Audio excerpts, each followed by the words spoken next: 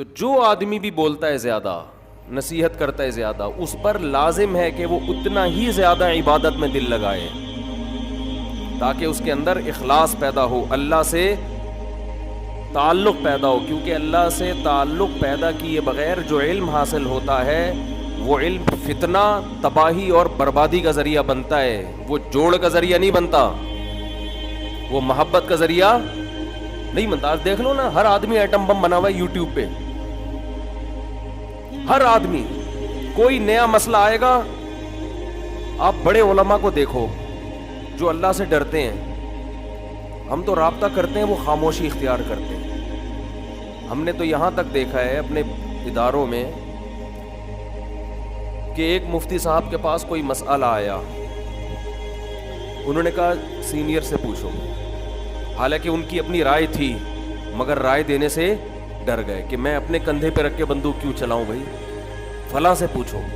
اس کے پاس گئے، انہوں نے کہا فلاں سے پوچھو. ہمیں تو دن رات یہ واسطہ پڑتا ہے نا، ہم تو رہتے ہیں، اللہ کا شکر ہے کچھ علماء میں اٹھنا بیٹھنا رہتا ہے. تو وہ رائے دینے سے ڈرتے ہیں کہ بھئی ہم سے نہیں رائے لو. کس سے لو؟ اس سے لے لو، فلاں سے لے لو. لیکن آپ آج دیکھیں، علم کی دو باتیں انسان کو آتی ہیں اور ایسے.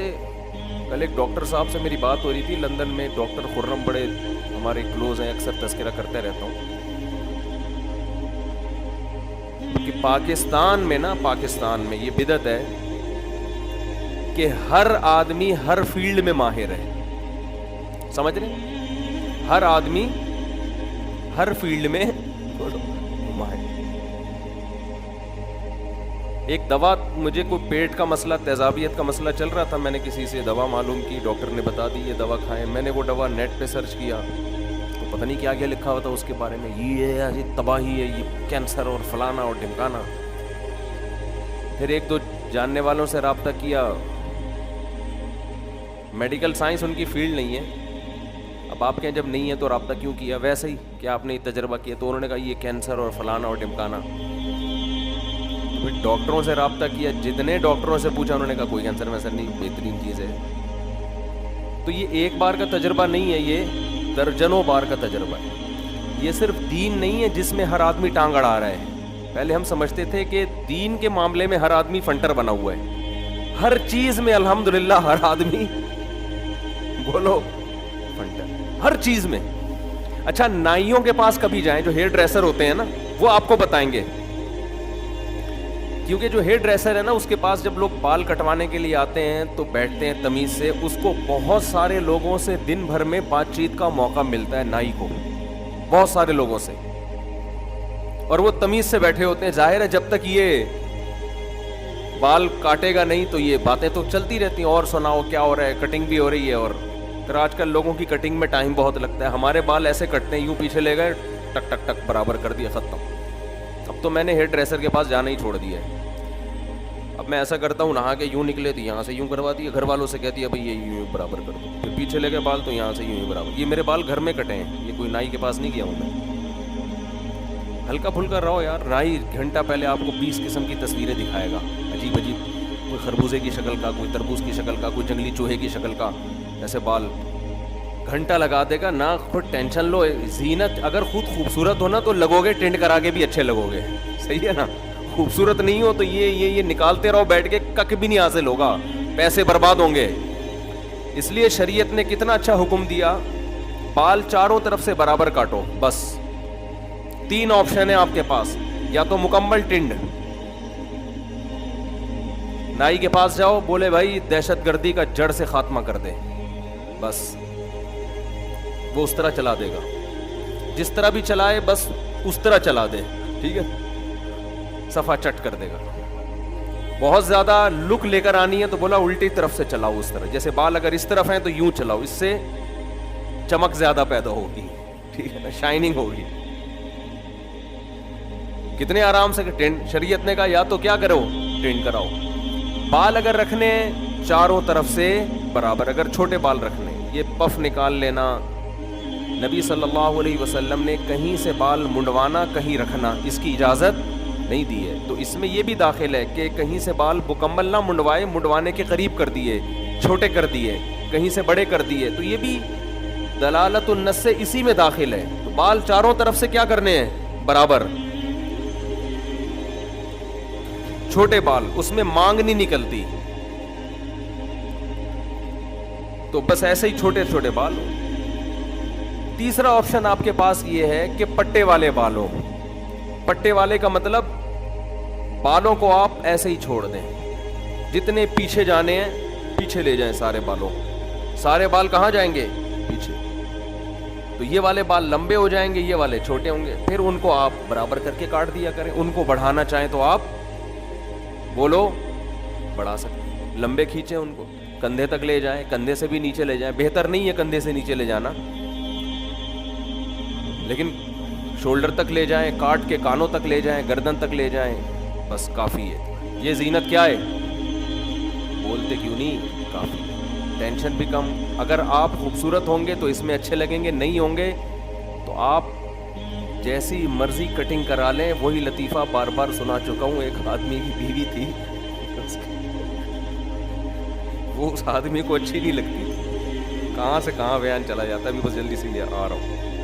وہ اس آدمی کو ذرا بھی اچھی نہیں لگتی تھی. تو ایک دن وہ خاتون جو ہے بہت خوبصورت ساڑی پہن کے, بہت خوبصورت چوڑیاں, بڑا اچھا میک اپ, بڑا اچھا دوپٹہ وغیرہ جو بھی خواتین زینت کرتی ہیں, اور کہنے لگی کہ, تو شوہر نے کہا کہ بھئی آج تو آپ نے بہت خوبصورت ساڑی پہنی ہوئی ہے. تو بڑے خوش ہو کے کہتی ہے تھینک یو جی. بڑی خوش ہوئی کہ چلو بھائی, میرے کاجل بھی بہت اچھا لگایا ہوا ہے. بہت شکریہ.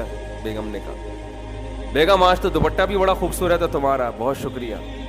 میک اپ بھی بڑا خاندانی کیا ہوا ہے, بہت شکریہ جی. کہہ رہا اچھی پھر بھی نہیں لگ رہی.